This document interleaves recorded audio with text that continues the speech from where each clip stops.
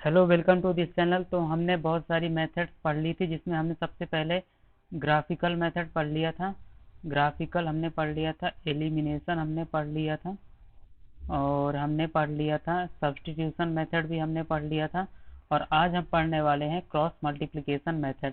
तो ये method exam में जनरली पूछी जाती है। ग्राफिकल मेथड ज़्यादा इंपॉर्टेंट नहीं है, एलिमिनेशन और सब्स्टिट्यूशन मेथड और साथ में ये क्रॉस मल्टीप्लिकेशन मेथड ये बहुत इंपॉर्टेंट रहती है। ये जनरली इसके क्वेश्चंस देखे जाते हैं एग्जाम में। तो हम आगे बढ़ते हैं। सबसे पहले हम इसको समझते हैं कि ये क्या होती है।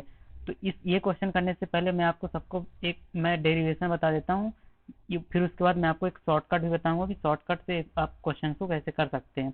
तो हम जैसे कि इक्वेशंस लेते हैं, जैसे कि मैं इक्वेशन लेता हूँ, let us take equation a1x plus b1y plus c1 equal to 0, a2x plus b2y plus c2 equal to 0। तो ये हमारी दो इक्वेशन है। तो आपको इसमें प्रोसेस क्या करनी है वो आपको देखना है। सबसे पहले हम किस टाइप के लिखेंगे, हम लिखेंगे x डिवाइड बाई ये पूरा, फिर इसके इक्वल में y डिवाइड बाई ये पूरा, फिर उसके बाद इक्वल टू में 1 डिवाइड बाई ये पूरा। अब आपको इनके डिवाइड में लिखना क्या पड़ेगा ये आपको देखना है। तो जब मैं x के लिख रहा हूँ, तो ध्यान देना, जब मैं x के लिए लिख रहा हूँ तो आपको इस पूरे को ध्यान नहीं देना है, आपको इस पूरे को ध्यान देना ही नहीं है। आपको क्या करना है, इसका मल्टीप्लिकेशन, इस b1 का मल्टीप्लिकेशन इस c2 के साथ करना है, इस b1 का मल्टीप्लिकेशन c2 के साथ करना है, और इस b2 का मल्टीप्लिकेशन c1 के साथ करके पहले वाले से माइनस कर देना। तो मैं क्या बोल रहा हूँ, जैसे कि मैं बोल रहा हूँ b1 into C two, b1 into C two, मैंने क्या किया, b1 into C two minus b2 into C one, b2 into C one. तो ये हमारा हो गया x के लिए। इसी तरह y के लिए करेंगे। तो y के लिए कैसे करेंगे ये हम देखते हैं। तो y के लिए भी मैं क्या बोल रहा हूँ कि सबसे पहले आपको करना क्या है, y के लिए y वाले को आप हाइड कर लेंगे, इसको आप देखेंगे ही नहीं, इसको आप नहीं देखेंगे। तो अब आपको क्या करना है y के लिए, तो c1, फिर इसके बाद क्या आता है हमारा, ये तो खत्म हो गया, तो फिर से स्टार्ट हो जाएगा। तो इस c1 का मल्टीप्लिकेशन a2 के साथ और a1 का मल्टीप्लिकेशन c2 के साथ। तो c1 into A two, c1 into A two, c1 into A two हो गया minus c1 into A two हो गया, उसके बाद a1 इंटू सी टू, तो a1 इंटू सी टू। तो ये हो गया हमारा y के लिए। इसी तरह हमारा यदि कांस्टेंट के लिए, इसीलिए हमने यहाँ पे 1 लिखा है, कांस्टेंट के लिए हमारा कैसे हो जाएगा ये हम देखते हैं। तो कांस्टेंट में क्या करना है कि कांस्टेंट वाले को हमको क्या करना है कि नहीं देखना, उसको हाइड मान लेना कि वो है ही नहीं। उसके बाद आपको क्या किसका मल्टीप्लिकेशन करना है, a1 का मल्टीप्लिकेशन आपको करना है b2 के साथ, फिर उसके बाद a2 का मल्टीप्लिकेशन करना है b1 के साथ। तो जब a1 का b2 के साथ करेंगे तो क्या आएगा, a1 इंटू b2, फिर माइनस में a2 into b1, a2 into b1। तो ये हो गया हमारा। तो कुछ इस तरह से हम इन पूरी वैल्यूज को लिख लेंगे। उसके बाद आपको फाइंड कैसे करना है, आपको x और y की वैल्यू मिलेगी कैसे, तो वो हम देखते हैं। आपको मिलेगी कैसे वो हम देखते हैं। तो सबसे पहले आपको क्या करना है कि इस x वाले को इस 1 वाले के साथ इक्वल कर देना, क्योंकि ये आपस में इक्वल है, इसका मतलब कि ये एक दूसरे से भी इक्वल है। फिर इसके बाद इस y वाले को इसके साथ इक्वल कर देंगे। तो सबसे पहले मैं ले रहा हूँ x upon b1c2 minus b2c1 equal to 1 upon a1b2 minus a2b1। ये मैंने क्या किया, इसको और इसको इक्वेट कर दिया। उसके बाद मैं करूंगा इसको और इसको इक्वेट कर दूंगा। तो यहाँ से x की वैल्यू क्या आ जाएगी, यहाँ से x की वैल्यू आ जाएगी हमारी b1c2 minus b2c1 divide by a1b2 minus a2b1। तो ये हमारा आ गया x को निकालने के लिए फॉर्मूला। आप यहाँ से डायरेक्टली निकाल सकते हैं x की वैल्यू, और ये a1b1c1 की वैल्यू तो आपको मिल ही जाएगी जो आपको इक्वेशन दी रहेगी। जैसे कि ये इक्वेशन दी है तो यहाँ से आपको a1b1c1 की वैल्यू मिल जाएगी। इसी तरह अब y के लिए आप क्या करेंगे, y के लिए हम देख लेते हैं क्या करेंगे। y के लिए इन दोनों को इक्वेट करेंगे। तो क्या कैसे लिखेंगे, y upon c1a2 minus a1c2 equal to 1 upon a1b2 minus a2b1। तो y की वैल्यू यहाँ से आ जाएगी, ये इधर चला जाएगा। तो c1a2 माइनस a1c2 अपॉन में a1 b2 minus a2 b1। तो ये आ गया इसका फॉर्मूला। तो आप डायरेक्टली क्या कर सकते हैं, आप डायरेक्टली फॉर्मूला भी यूज कर सकते हैं, ये गलत नहीं होगा। या फिर आप जो मैंने ये इक्वेशन लाया है, कौन सी इक्वेशन, ये जो मैंने लाया है ये पूरा, ये भी आप यूज कर सकते हैं। तो अब हम देखते हैं क्वेश्चंस के साथ इसको कैसे हम प्रैक्टिस करने वाले हैं। तो आप ये देखिए, इसमें हमें a1 b1 c1 सब दिख रहा है कि a1 2 है, b1 1 है, c1 5 है, और जो a2 है ये 3 है, 2 है और ये 8 है। तो हमने इक्वेशन किस टाइप की ली थी, हमने इक्वेशन ली थी a1x plus b1y plus c1। हमने हमारा कांस्टेंट को एक तरफ कर लिया था, इसको इक्वल में 0 कर दिया था। तो सबसे पहले हम अपनी इक्वेशन को कन्वर्ट कर लेंगे। कैसे कन्वर्ट करेंगे, 2x plus Y minus 5 equal to 0। ये कांस्टेंट को आपको एक साइड ले आना है, सब एक साइड ले आना है और इक्वल टू में 0 रहना चाहिए। फिर उसके बाद 3x plus 2y minus 8 equal to में 0, ये हो गया। अब आपको कैसे लिखना है, अब मैं जैसे मैंने बताया था, जैसे x के लिए हमें क्या लिखना पड़ेगा, x को अपने को हाइड कर लेना, इस वाले को देखना ही नहीं है, इस x को हमें देखना ही नहीं है। उसके बाद यहाँ पे क्या लिखा है, यहाँ पे 1 लिखा हो, इस 1 का मल्टीप्लीकेशन इस 8 के साथ, 8 क्या है माइनस में है, तो इस 1 का मल्टीप्लीकेशन यहाँ पे -8 के साथ, तो 1 इंटू -8। उसके बाद हम क्या करते थे, माइनस लगाते थे, साइन माइनस लगा देते, दोनों को माइनस करते थे। उसके बाद इस 1 का मल्टीप्लीकेशन -8 के साथ हुआ। फिर उसके बाद नेक्स्ट क्या आ रहा है अपना -5, तो इस -5 का मल्टीप्लीकेशन 2 के साथ। तो कैसा मैं बोल रहा हूँ, मैं कुछ ऐसा बोल रहा हूँ ये, और इसका इसके साथ, ये मैंने बताया था। तो ये हो जाएगा यहाँ से -5 इंटू में 2, तो कुछ इस तरह से होगा। उसके बाद यदि मैं देखूं, अब मैं यदि y के लिए कैसे लिखूंगा, तो ये हम y के लिए देखते हैं कैसे लिखने वाले हैं। तो इक्वल टू में y के लिए आपको क्या है ना, y को हाइड करके मानना है, इसको छुपा हुआ मानना है कि y है ही नहीं। तो अब आपको क्या करना पड़ेगा, इस -5 का मल्टीप्लीकेशन आपको इस 3 के साथ करना, जैसा कि मैंने बताया था, और इस 2 का मल्टीप्लीकेशन आपको -8 के साथ करना। अब ये भी ध्यान देना कि किसका पहले करेंगे और माइनस करेंगे। तो जो जिसका हम निकाल रहे हैं उसके नेक्स्ट वाले का पहले करेंगे। तो हम y का निकाल रहे हैं तो उसके नेक्स्ट वाले का पहले, मतलब -5 का 3 के साथ करना है। तो -5 इंटू ये 3 करेंगे, उसके बाद माइनस करते हैं तो माइनस कर दिए। अब बचा क्या, 2 का -8 के साथ, तो 2 का -8 के साथ। अब हमारा आ गया कांस्टेंट वाला जो कि होता है 1 अपॉन में। इसके बाद हम इसमें हम क्या करने वाले हैं, तो इसमें हम नेक्स्ट वाला देखेंगे अपना सबसे पहले। तो इसके नेक्स्ट में तो कुछ है ही नहीं, इसके 5 और 8 के नेक्स्ट में तो 0 आ गया।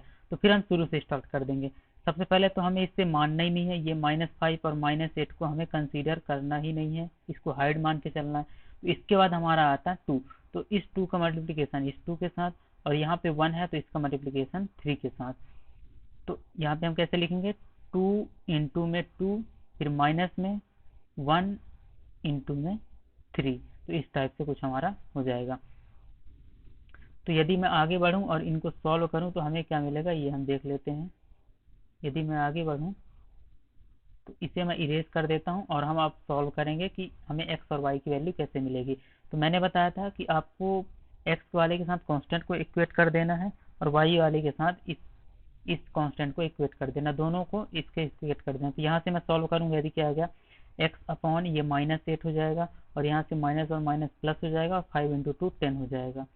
फिर यहाँ से y इक्वल टू ये हो जाएगा -15, और यहाँ से हो जाएगा प्लस, तो ये हो जाएगा 16, और यहाँ पे हमारा आ जाएगा 1/2 इंटू 2 4, और ये हो जाएगा -3। यहाँ से फिर हम इसको और सॉल्व करेंगे तो x/2 हो जाएगा, और ये y/1 हो जाएगा, और ये 1 ही रहेगा। तो ये टोटल हमारा मिलके क्या बन जाएगा, ये हमारा बन जाएगा 1।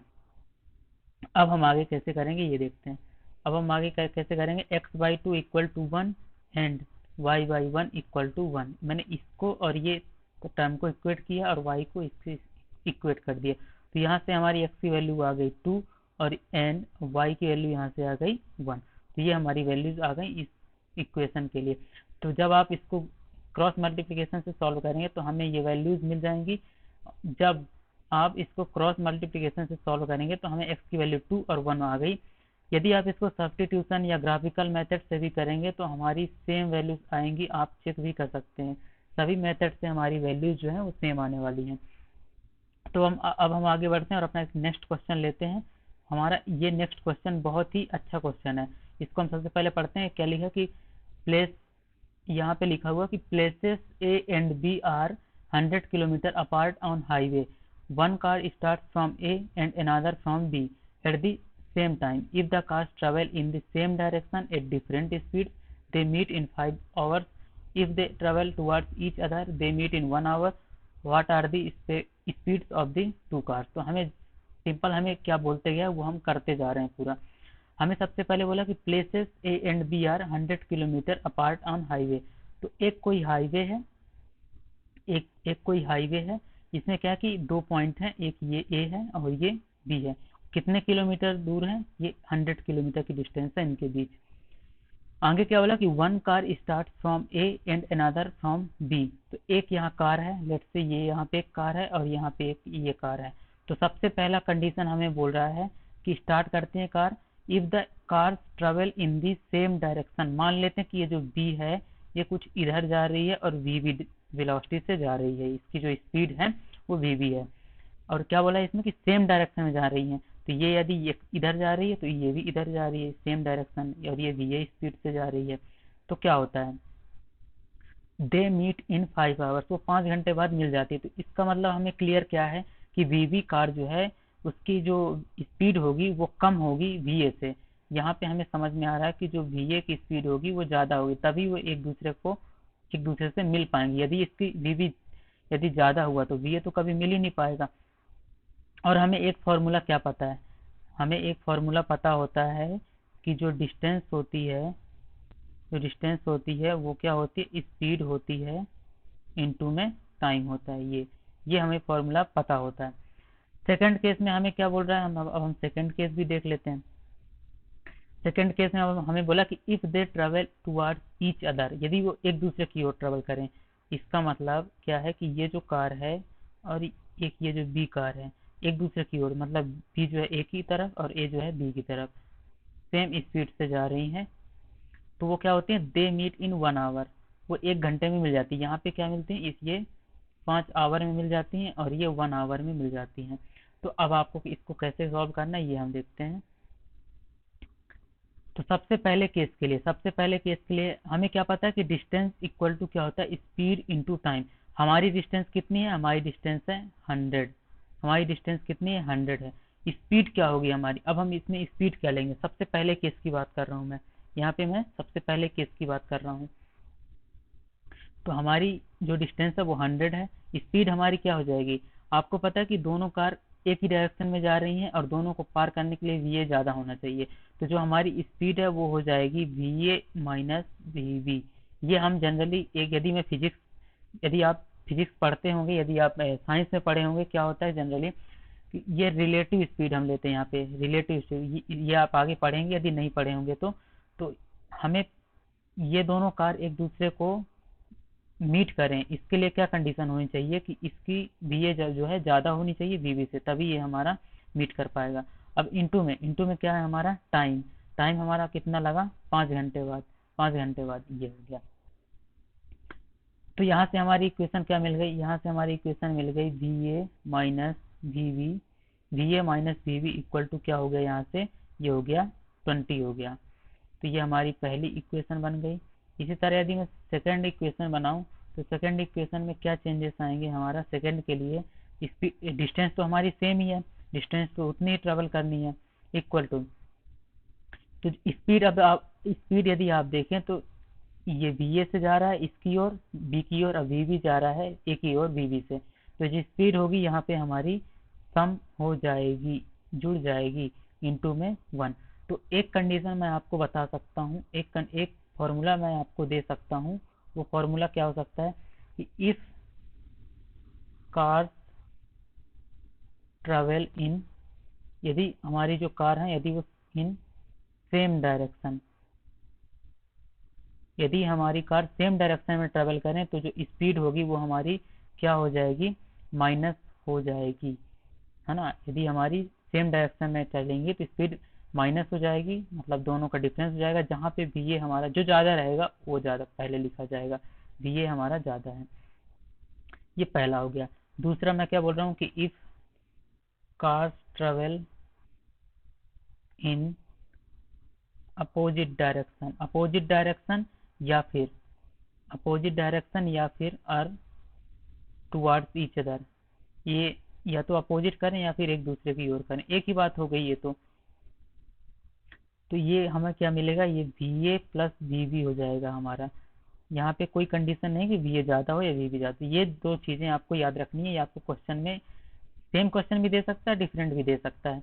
तो हम देखते हैं, अभी हम यहाँ थे तो V A plus V B हमारा यहाँ से आ जाएगा, क्या आ जाएगा 100। तो ये हमारी आ गई सेकेंड इक्वेशन। अब आपको मैंने बताया कि ये दोनों इक्वेशन को सॉल्व कैसे करना है, तो अब मैं इनको सॉल्व भी कर देता हूँ। तो जब मैं इनको सॉल्व करूँगा, मैं पहले इनको एक साथ लिख देता हूँ। एक साथ लिखूंगा, सबसे पहले V A minus V B equal to 20 और V A plus V B equal to 100। तो सब मैं इसको क्रॉस मल्टीप्लिकेशन मेथड से कर रहा हूँ। तो वी ए अपॉन क्या हो जाएगा, वी ए वाले को नहीं देखना है।